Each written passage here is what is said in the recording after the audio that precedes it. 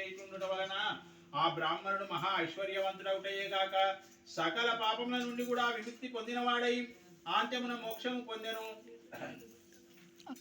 అదే విధంగా వ్రతము ఆచరించిన వారు బ్రాహ్మణుని వలనే సకల దుఃఖముల నుండి కూడా విముక్తి పొందిన వారై సుఖముగా ఉందురు.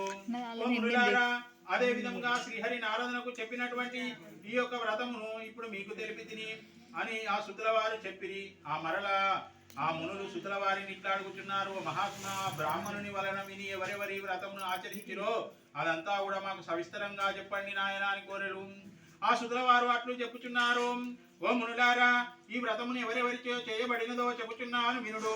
ఒకప్పుడు ఆ బ్రాహ్మణుడు భక్తి శ్రద్ధలతో ఈ వ్రతమును ఆచరించెను. బంధువులు స్వజనులు వచ్చి ఆనందంతో కథ వినుచుండిరి, వ్రత కథను వినుచుండిరి.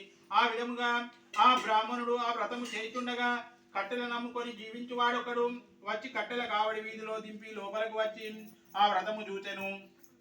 కట్టెల అమ్ము అతడు మిగుల ఆకలి దప్పులతో ఉండి కూడా బ్రాహ్మణుడు జయించున్నదంతా కూడా చూసి, ఓ మహాత్మా, మీరు జయించున్నటువంటి వ్రతమేమి? ఈ వ్రతము ఆచరించిన ఏమి ఫలితములు వచ్చును? నాకు దయతో సవిస్తరముగా చెప్పండి నాయన అని ప్రార్థించెను. ఓ ఇది శ్రీ సత్యనారాయణ స్వామి యొక్క వ్రతము. ఈ వ్రతము ఆచరించిన సకల కోరికలు సిద్ధించును, సకల ఐశ్వర్యములు కలుగును. ఆ బ్రాహ్మణుడు ఆ విధముగా చెప్పగా ఆ కట్టెల నమ్మువాడు మిగుల సంతోషించి దాహము తీసుకొని ప్రసాదం గ్రహించి భోజనం చేసిన పిమ్మట ఇంటికి వెడలిపోయెను.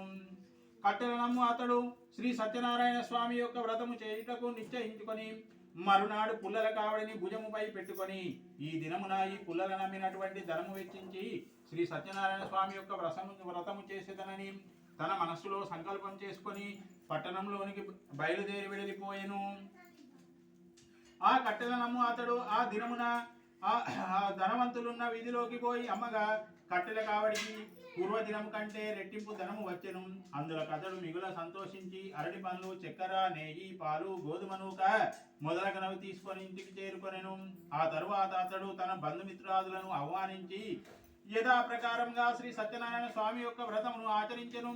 ఆ వ్రత ప్రభావం వలన అతను పుత్రవంతుడై మంచి బ్రతికున్నంత కాలం కూడా సంతోషంగా జీవించుచు ఆద్యమున స్వర్గలోక ప్రాప్తి పొందెను. 2వ అధ్యాయం సమాప్త.